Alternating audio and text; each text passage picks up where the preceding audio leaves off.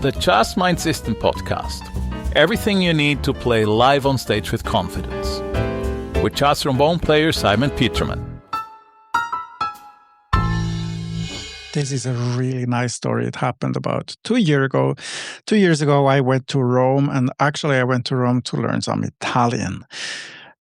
But at the very end, I was playing gigs every night, and I even skipped my Italian classes. I paid some money to play gigs because what happened in this week, I really didn't expect. And in this podcast, first, I'm gonna share a little bit how I got introduced to the Rome jazz scene, or how I introduced myself, and then afterwards we can also see what the learnings are from that. But first, the story. I wanted to learn some Italian, so the first week of 2024, I booked language class in Rome, and I traveled there on the 1st of January. So I arrived on the 1st of January, and in this train from Switzerland to Rome, it's like an 8-hour train trip. I was checking what are jam sessions, and I brought my horn. I knew I want to practice, I want to play a little bit, but then I checked for what are actually jam sessions in Rome I could go to. There was one, the start of the new year jam session in Rome itself, in a nice little jazz club, jazz bar there. And it was on the 2nd of January. So it was perfect for me because I arrived on the 1st, and then the 2nd I went to my language classes, and then in the evening I would go to this place. And I mean, I know how jam sessions work. I've been to many, many jam sessions in my life. So I took my trombone. It was just a short walk from where I had my Airbnb. And I went to this jazz club, and already I went early because I knew I don't know the people, I don't know the musicians. It's good to check out. Maybe it's good to talk to the musicians a little bit before they start, so that I just understand what is the jam session culture they have there in this very venue, and who is the host, and just for connecting, right? So I remember It was in the basement, so I went down the stairs and entered this room. It was a bar, and in the very first table next and around the door, there were the musicians of the house band having dinner. And as soon as I entered, they asked me, "Oh, a trombone player, are you coming to the jam session?" And I said, "Yeah, of course." And with my little Italian, I started to talk to them. They offered me wine already. They asked me if I would already have had dinner and everything. So it was a very warm welcome already. And then a bit later, so I was chatting with them and just explaining what I'm doing, where I'm coming from, etc., etc. So they start their concert, and as usual, in many places we have this, that there is first a house band playing a set, maybe a short set of 30 to 40 minutes, and then afterwards they would open up the stage, and everyone who wants can join. And it looked like this is actually quite a famous jam session because the place was packed. The place was packed. So the place was really full. There was not a lot of more space, more seats. And then I took my horn after a while, and I would stand there and wait. So tried to connect with the musicians on stage. They did not yet invite any other players. And then I tried to connect with them just through looking at them, understanding when is a good moment to actually get on stage. And then they invited me to play. And what I had to say is they were not playing the very standard repertoire I was used to. It was more like all-time jazz, New Orleans jazz, what they played. But I was not too bothered because I could hear that the forms, the harmonic progressions, what they're actually doing, this is nothing that is highly unusual, right? It was what we usually have, the diatonic circle of fifths, the minor plagal cadence, it's some substitutions, some secondary dominants in every tune, of course. There has to be something that is special.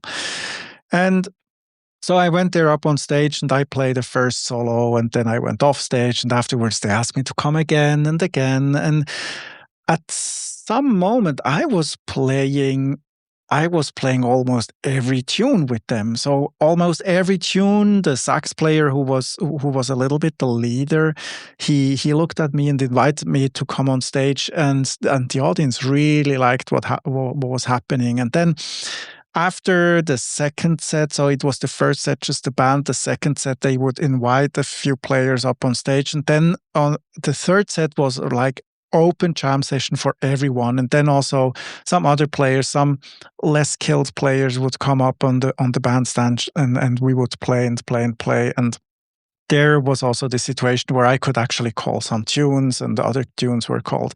And as always, or many times in these sessions, there were not too many bass players. So after the night, it was probably like 2 a.m. in the morning already. The bass player came to me and she told me, "Hey, Simon, that was actually big fun. That was really good." He didn't play any, he didn't talk any English, right? So this was the best Italian class I probably had, talking to these musicians, right? And I was talking to the bass player, and this bass player, after some chatting and having a beer, he told me, there is going to be another jam session tomorrow night in a different place, and he gave me the address. And so the next day, of course, I would sleep in the morning, then in the afternoon go to my Italian classes, and then in the evening I would get my horn again and go to this very place. And then that was a different kind of jam session, but the bass player was kind of a host there, and he encouraged me to play and play and play and play and play. So it was the second night with the same bass player. I already played a lot with a lot of different musicians, and then this bass player said, "Simon, I have this quartet, and tomorrow afternoon we're gonna go and do some busking." So on the 4th of January, I would take my horn in the afternoon, skip my Italian classes, and play outside in Rome. Yes, it was the 4th of January. Fortunately, it was actually a warm evening or a warm afternoon. The sun was out, and we played on a bridge over the river. And I think I did not do the full set because I didn't want to fully skip my Italian classes, but there we were really playing the standard repertoire, and I was calling tunes, they were calling tunes, we were having fun. Tourists would actually appreciate a lot what we've been doing, and it was close to the historic center, actually. And then when I left, I was actually a bit surprised, but it was also just honesty and being equal amongst musicians, that I was there for fun, but for them it was work. But he still insisted that he would pay me the share of the money we collected. So it was the third day in Rome, the fourth day in Rome, the third day I played, and I already got paid to play.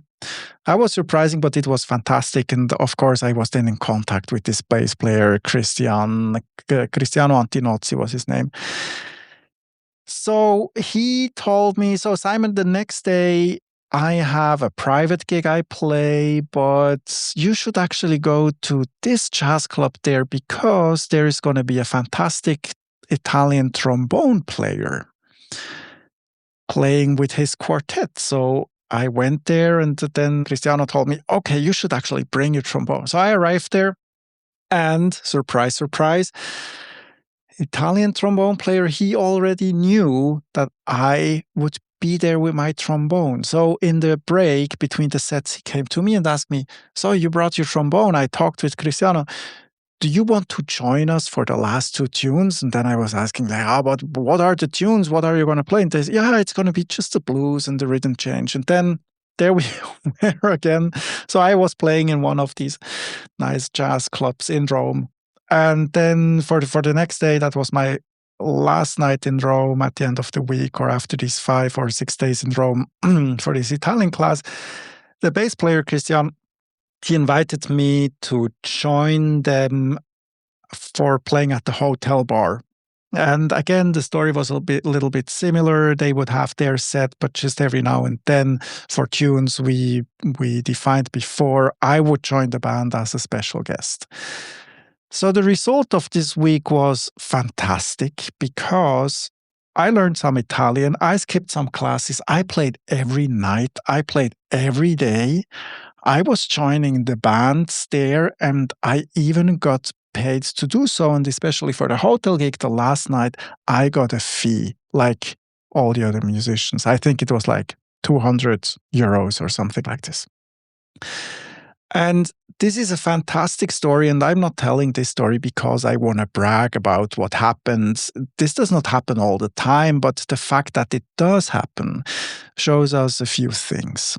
The first thing is, and this is what we go over now, is how does the jazz scene and how does this actually work, the connection between musicians, and what is the network you have to enter, and then how can you create a network for yourself that helps you to get more gigs, and then also what are the skills you have to bring to do something like this?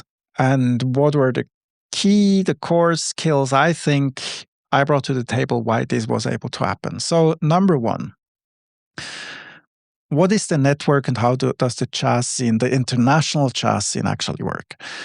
One thing is it's a people's business, right? When you are good with people, when you can connect with people, when you are a person that's good to have fun with, when you're like open-minded and you're talkative and you're communicative and you're not shy, this helps you a lot.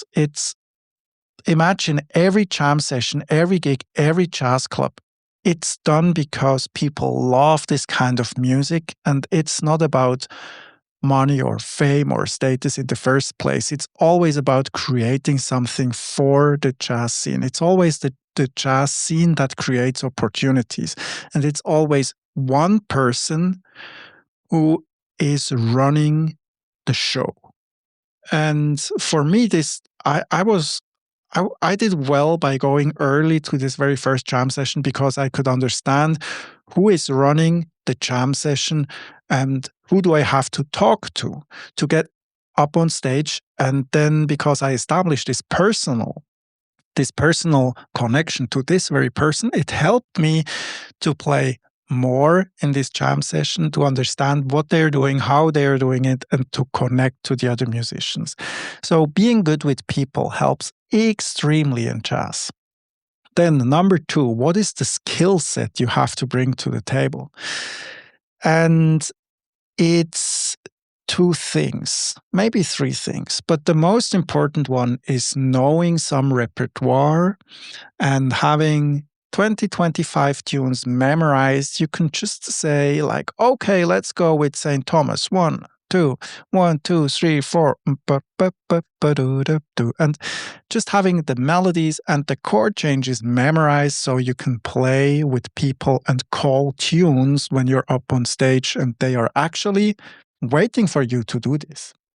Then, what is also very important is you have to do your ear training, because you might be up there on stage and people want you to play a tune. Maybe you've heard the tune before, maybe you've even played it before, but you might not know in this very moment what every chord change is.